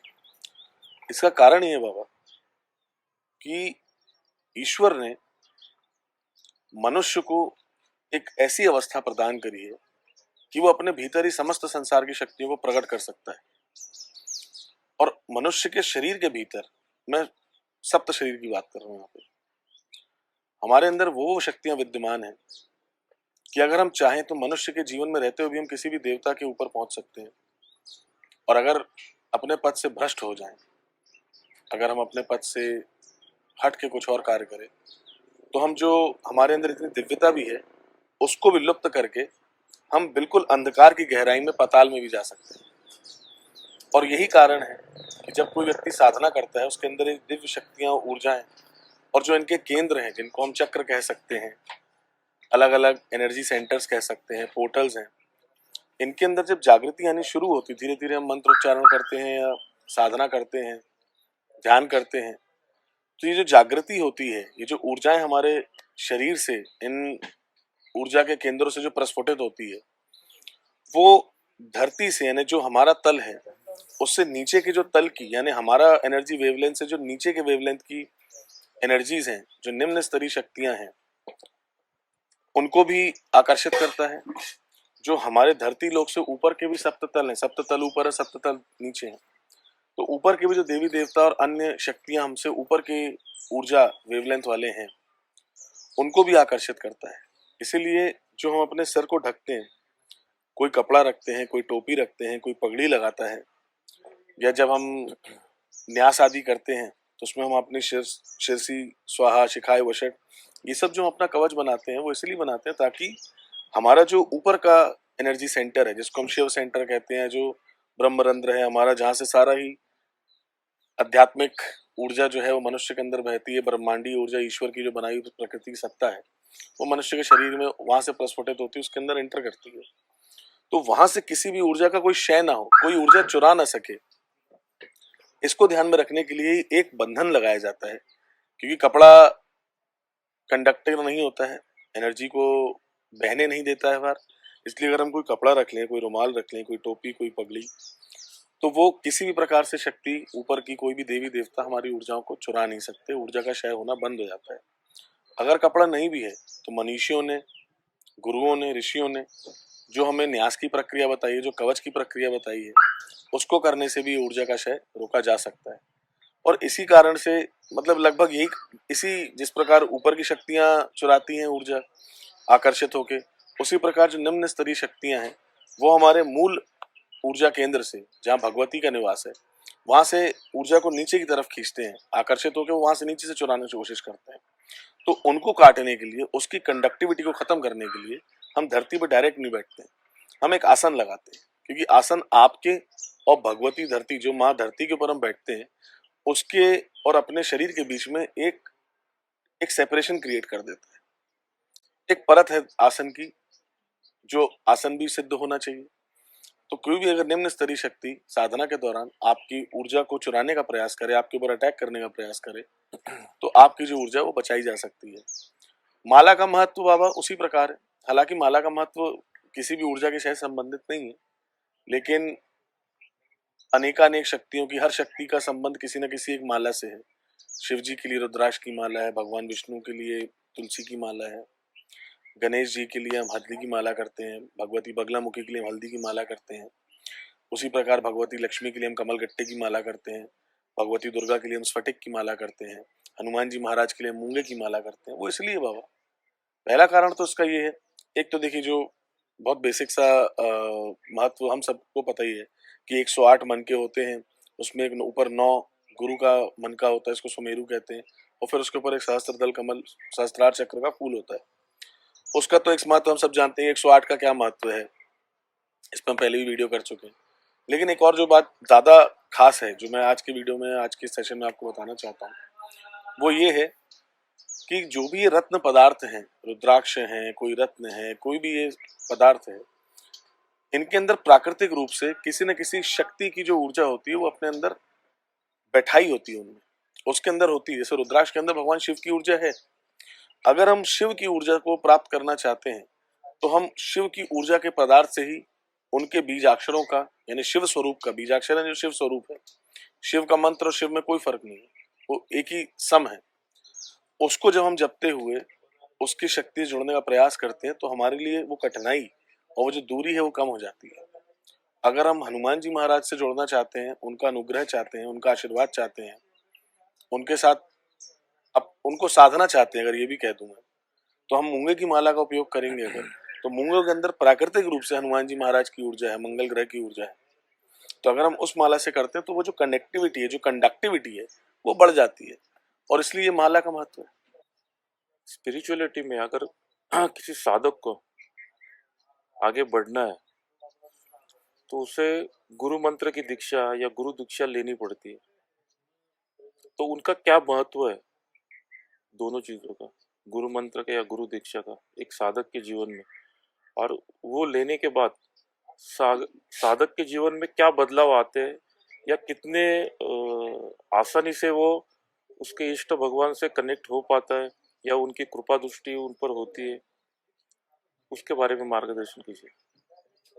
बाबा, आध्यात्मिक यात्रा पे अगर कोई व्यक्ति बढ़ रहा है, किसी भी तरीके से स्वतंत्र मत, मुक्ति चाहता है,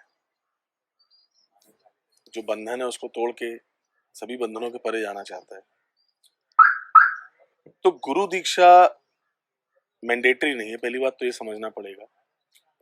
गुरु दीक्षा नहीं भी है, लेकिन अगर गुरु का सानिध्य है तो भी ये प्राप्त किया जा सकता है। हालांकि अगर कोई व्यक्ति गुरु से दीक्षित है तो ये यात्रा बड़ी सुगम हो जाती है, यात्रा बड़ी सरल हो जाती है। मैं आपको एक उदाहरण के तौर पर समझाना चाहता हूँ।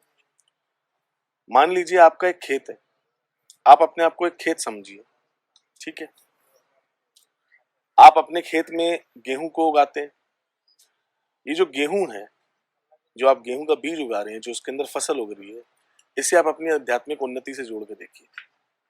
आप अगर स्वतः भी उसके अंदर नॉर्मल कहीं बाजार से लाके कोई बीज डाल देंगे, अपने घर से उठा के बीज डाल देंगे, तब भी उसमें पुष्प तो उसमें फसल तो निकलेगी।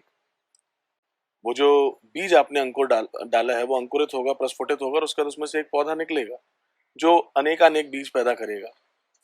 एक प्रक्रिया वो तो है ही, लेकिन उसके अंदर कितना समय लग रहा है, जो बीज निकल के आ रहे हैं, जो फसल हमें मिल रही है, उसकी क्या क्वालिटी है, जो गेहूं की पैदावार है उसकी क्या न्यूट्रिटिव वैल्यू है, इसको आप थोड़ा सा एक तरफ समझिए। और उसको आप, ये मैं बात कर रहा हूँ उस व्यक्ति की जिसका कोई गुरु नहीं है। हम खेत हैं, हमने साधना करी, जो हमें ज्ञान मिला या अंतर मन से जो बात समझ में आई, कहीं कुछ सुन लिया, कहीं कोई शास्त्र में पढ़ा, और जो भी हमारा मार्ग है, अगर बहुत ज्यादा ज्ञान नहीं भी है, कोई गुरु भी नहीं है, दीक्षा भी नहीं है, तब भी हम कुछ ना कुछ उपाय करते हैं और उसमें भी फसल निकलती है। आपको उसमें भी शांति मिलेगी, उसमें भी आपको स्वतंत्रता मिलेगी, बंधन उसमें भी टूटेंगे। लेकिन अब मैं दूसरा उदाहरण गुरु का देना चाहूंगा कि अगर मान लीजिए आप गुरु से दीक्षित हैं, तो ये कुछ इसी प्रकार है कि गुरु दीक्षा में आखिर होता क्या है। गुरु दीक्षा में होता ये है कि एक गुरु जी हैं, उनकी परंपरा चली आ रही है। गुरु ने अपने शिष्य को कुछ मंत्र दिए, उस शिष्य ने, जब वो गुरु बने तो उन्होंने अपने शिष्य को दिए, और इसी प्रकार एक गुरु परंपरा से कुछ मंत्र हैं, कुछ गुप्त सूत्र हैं, वो पीढ़ी दर पीढ़ी चले आ रहे हैं। ये इसी प्रकार है कि खेत तो है, अब इस खेत में जो बीज लगाया जा रहा है वो कोई नॉर्मल बीज नहीं है, वो एक ऐसे खेत का बीज है जहां पे हजारों सैकड़ों साल से पीढ़ी दर पीढ़ी शोध किया गया है कि बीज की क्वालिटी कैसे बढ़ाई जाए, फसल को जल्दी कैसे उगाया जाए, उसके अंदर ऐसे हाइब्रिड क्वालिटी कैसे उसके अंदर उत्पन्न हो कि कोई उसके अंदर कीड़ा ना लगे, कोई उस पे फसल खराब ना हो, उसकी न्यूट्रिटिव न्यूट्रिटिव वैल्यू भी हाई हो, पानी कम हो तब भी वो उग जाए, धूप कम हो तब भी उसमें कोई बाधा ना हो, और कोई जानवर भी उसको नुकसान ना करे। हर प्रकार से उसका जब ध्यान दिया गया, पीढ़ी दर पीढ़ी सैकड़ों साल से एक खेत को संभाला गया है। अब आप अगर ऐसे हाइब्रिड क्वालिटी का अगर बीज लेके आएंगे और उसे अपने खेत में डालेंगे और फिर फसल उगाएंगे, तो आप जानते हैं कि आज हमारे किसान यही काम कर रहे हैं। बीज की क्वालिटी को जांचा जा रहा है, उसको उठाया जा रहा है, उसको इम्प्रूव किया जा रहा है, इवॉल्व किया जा रहा है, और फिर अब हम फार्मिंग कर रहे हैं, तो उसका रिजल्ट बहुत अच्छा होता है। तो अगर हम खुद एक साधक खुद को एक क्षेत्र समझे, एक खेत समझे, हमारे अंदर हम प्राकृतिक रूप से, गुरु तो सबके भीतर है, क्योंकि जो अंतरात्मा है वो सबसे बड़ा गुरु, वही गुरु है, दत्त महाराज कहते हैं। लेकिन हम अगर अपनी यात्रा पे स्वयं चलते हैं, थोड़ा कठिन होता है, कभी विफलताएं भी मिलती हैं, बहुत डिमोटिवेशन लगता है क्योंकि गाइडेंस नहीं होता। तो गुरु का तो बहुत ज्यादा महत्व है। गुरु दीक्षा का ये महत्व है कि गुरु दीक्षा कर लेने से आपको, जैसे हम खेत में अच्छी क्वालिटी का आपने बीज भी डाल दिया है, खाद भी डाल दिया है, सब कुछ डाल दिया है अच्छे से, तो जो रिजल्ट आएगा, क्योंकि आपकी मेहनत नहीं है, वो गुरुओं ने हजारों सैकड़ों लाखों साल से परंपरा चली आ रही है। आपके अलावा आपके पहले ना जाने कितनों ने उस पर रिसर्च करी है, उस पर अपना समय दिया है, अपनी ऊर्जा दी है, ईश्वर का आशीर्वाद प्राप्त किया है उस बीज में। और वही बीज रूपी जो गुरु मंत्र है जब आपको मिलता है, तो आपकी आध्यात्मिक यात्रा, जो अगर आप बिना दीक्षा के करते हैं, उसमें कोई बाधा हो सकती है, डिमोटिवेशन हो सकता है, समय बहुत लग सकता है, परीक्षाएं कठिन हो सकती हैं, और हमें पता भी नहीं होता कि हमारी कैसी परीक्षा होगी। अगर हम गुरु से दीक्षित हैं, तो वो जो मंत्र है वो आपके अंदर, जो आपके आध्यात्मिक अनुभव है, उसके एक्सपीरियंस को उभारता है, आपका रक्षण करता है, किसी प्रकार की नकारात्मकता से आपको जाता है। जैसे हाइब्रिड क्वालिटी में कीड़े नहीं लगते, उसी प्रकार अगर आप गुरु दीक्षित प्रक्रिया से मंत्र को अगर करते हैं, तो उसके अंदर किसी प्रकार की नकारात्मकता आपके साथ इंटरेक्ट नहीं कर सकती, आपका रक्षण है। और गुरु का गाइडेंस भी होता है। अगर आप गुरु से दीक्षित हैं, भले ही आपके गुरु जी सशरीर ना हो, शरीर त्याग भी दिया उन्होंने, तब भी अगर आप एक बार भी जीवन में आपने दीक्षा ली हुई है, तो गुरु का सानिध्य और परम गुरु का सानिध्य और उनका आशीर्वाद आपके साथ चलता है, तो यात्रा थोड़ी सुगम हो जाती है, आसान हो जाती है, कठिनाइयां नहीं होती, डिमोटिवेटिंग नहीं लगता, और एक बताए गए रास्ते पे चलना आसान होता है। एक सेट प्रोसेस है। अगर आप खुद के रास्ते पे चलते हैं तो आपको बहुत सारे एक्सपेरिमेंट करने पड़ते हैं, बहुत सारे नई चीजों को एक्सप्लोर करके देखना पड़ता है, कभी सफलता मिलती है, कभी विफलता मिलती है। जैसे अगर हमारे पास वही उस एग्जाम्पल लेके कि अगर बीज की परख नहीं है, हम नए नए बीज डालेंगे, कभी फसल अच्छी हुई कभी नहीं होगी। लेकिन अगर हमें पता है कि उस खेत पे हजारों साल से एक गुरु परिवार है जो फसल का ध्यान रख रहा है और उनके यहाँ बहुत अच्छा बीज आता है, अगर आप उस बीज को लाके अपने खेत में बोएंगे तो सिंपल सी बात है कि आपको परेशान नहीं होना पड़ेगा। आप बीज डालेंगे, उसमें मेहनत करेंगे, पानी देंगे, सूर्य की ऊर्जा मिल रही है, खाद डालेंगे और आपको जो फसल मिलेगी बहुत अच्छी मिलेगी, सक्सेसफुल मिलेगी। डिमोटिवेशन नहीं होगा, नुकसान नहीं होगा, कोई जानवर खाएगा नहीं उसको, और आपको आराम से जो किसानी है, खेती है, आप अपनी फसल को काट सकते हैं। आत्मज्ञान के बारे में काफी सारी बातें होती रहती है। अध्यात्म में आदमी जब भी एंटर करता है तो सोचता है कि उसे आत्मज्ञान प्राप्त हो, सही दिशा मिले उसको जीने की, जीवन की कठिनाइयां जो है वो कम हो जाए, एक स्मूथली लाइफ चले, ये सोचता है कोई भी साधक। तो आध्यात्म में ऐसी कोई मार्ग है जो चलने के बाद, या कोई प्रोसेस आपको ऐसी पता है जो पूरी करने के बाद आदमी को आत्मज्ञान प्राप्त हो, सही दिशा मिले उसको? हाँ, ठीक बात बाबा। देखो, आप जो बात कह रहे हैं वो बात सच है कि अध्यात्म को जीवन की कठिनाइयों को कम करने की दृष्टिकोण से देखा जाता है, जबकि अध्यात्म मेरे हिसाब से किसी भी कठिनाई को कम करने का विषय नहीं है। कठिनाइयों को कम करने के लिए तो हम जो भी हमारे इष्ट हैं, जो हमारे गुरु हैं, उनसे हम सानिध्य लेते हैं, उनका आशीर्वाद प्राप्त करते हैं, उनसे अपनी इच्छा मनोकामना करते हैं, प्रार्थना करते हैं। उनका आशीष, उनकी कृपा हमारी कठिनाइयों को कम करता है। अध्यात्म का जो मार्ग है वो व्यक्ति को सिर्फ सजग बनाने का है। जो चेतना हमारी विस्मृत हो चुकी है, जो हम भूल चुके हैं। हर व्यक्ति जब माँ के गर्भ में आता है तो 9 महीने बहुत पीड़ा में रहता है, शास्त्र बताते हैं, और वो ईश्वर से कहता है कि प्रभु इस नरक से मुझे निकाल दो, मैं कभी तुम्हारा स्मरण नहीं भूलूंगा। वो 9 महीने माँ के गर्भ में बच्चा ईश्वर से यही प्रार्थना करता है, यही चिंतन करता है कि बस इस नरक से निकलूं मैं एक बार। जब जीवन में, संसार में उसका जन्म होता है, जब वो माँ के गर्भ से बाहर आता है, तो जो माया का बंधन है, त्रिगुणमयी माया, उसके बंधन में आने से पहले दिन से ही माँ बाप कुछ ना कुछ एक आइडेंटिटी बना देते हैं कि मेरा बेटा ये बनेगा। कोई बोलता है पुलिस में जाएगा, कोई बोलता है फुटबॉलर बनेगा। दुनिया की अपेक्षाएं, आकांक्षाएं, खुद की अपेक्षाएं, आकांक्षाएं, हम क्या हैं, हम जो हमारा मूल स्वभाव है, हम कौन हैं, क्या करने आए हैं, क्यों आए हैं, इससे दूर लेता जाता है। क्योंकि किसी का भी विषय ये नहीं रहता कि जो बच्चा जन्म ले रहा है वो क्यों आया है, इसके बारे में कोई नहीं सोचता। हर कोई ये चाहता है, कोई भी माता पिता अपने सपनों को अपने बच्चे के थ्रू जीने की कोशिश करते हैं। ज्यादातर अपवाद हो सकते हैं, लेकिन अगर मैं चाहता था कभी कि अगर मैं पुलिस ऑफिसर बनूं, मैं नहीं बन पाया, या मैं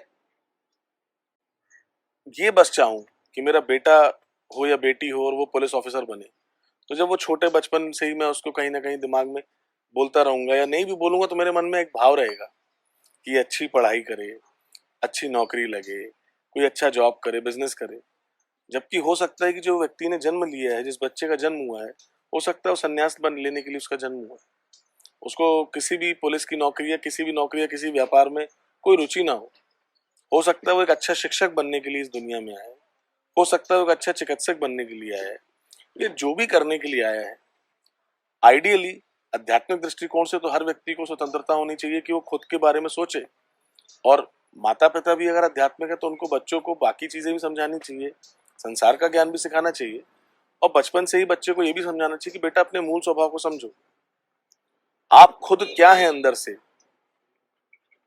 क्योंकि दुनिया के हिसाब से देखा जाए तो हर कोई अच्छा बनना चाहता है, बस किसी को बुराई नहीं चाहिए, पर आप अच्छे अंदर से कितने अच्छे हैं ये तो आपको तब पता चलेगा जब अपनी बुराइयों को देखेंगे। श्री रामचरितमानस में एक चौपाई आती है कि सुमति कुमति सबके उर रही, नात पुराण निगम अस कहीं। कि सुमति और कुमति सबके होती है, जहां सुमति तहाँ संपत्ति नाना, जहां कुमति तहाँ विपत्ति नाना। सुमति और कुमति तो सबके अंदर है ना। हम अपनी कुमति को अगर छोड़ दें, उसको इग्नोर कर दें और सुमति पे बस चलते रहे, अच्छे बनते रहे, तो हम नकली हो जाते हैं। दोनों पहलुओं को ध्यान में रखते हैं, हमारी अच्छाई और बुराई को अगर हम ध्यान में रखेंगे तो अपने प्रकृति से, अपने प्राकृतिक स्वभाव से, अपने सहज भाव से हम एकीकरण होता है हमारा, हमको जानकारी मिलती है उसकी। और एक बार अगर ये जानकारी आपको मिल गई तो आपका जो भी अध्यात्म का रास्ता आपको क्लियर दिखेगा। आपका क्या भाव है, किस रास्ता आपको चलना आसान है, जंगल का रास्ता आसान लगता है, रेगिस्तान का आसान लगता है, पहाड़ का रास्ता आसान लगता है या शहर का। ये विचार आपको जिस दिन आ गए, जब आपने ये समझ लिया, तो आपके लिए चलना आसान हो जाएगा, क्योंकि आपको पता तो पता है और आप किसमें सहज हैं आपको ये पता है। तो अध्यात्म का उद्देश्य व्यक्ति को सिर्फ अपने बारे में जागृत करना है, जागृति देना है, ताकि जो उसके माया के जो बंधन, जो नकली बंधन उसके बंधे हुए हैं कि नहीं मैं तो बहुत अच्छा पुलिस ऑफिसर हूँ, मैं तो बहुत अच्छा वकील हूँ, मैं एक अच्छा पिता हूँ, या मैं जो भी हूँ, या जो मैं बनना चाहता हूँ, बहुत सारे बंधन हमने पाले हुए। इन बंधनों से मुक्ति तब होगी जब हमको अंदर से जागृति आएगी। और यही अध्यात्म का उद्देश्य है। अध्यात्म का अर्थ एक सजग जीवन जीना है कि आप जो भी काम करें, आप किसी से बात करें, कोई कार्य करें, कुछ ना करें, किधर जाएं, एक जागृति के साथ करें, जड़ता खत्म हो, चेतना उपजे, चैतन्य स्वभाव में, चैतन्य भाव में कार्य किया जाए। यही अध्यात्म का उद्देश्य है और यही ईश्वर से व्यक्ति को जोड़ता है। जब वो खुद से जुड़ जाता है वो ईश्वर से जुड़ जाता है, क्योंकि ईश्वर तो हमारे भीतर ही है। ओके, धन्यवाद अवधूत जी, आपने इतना टाइम दिया।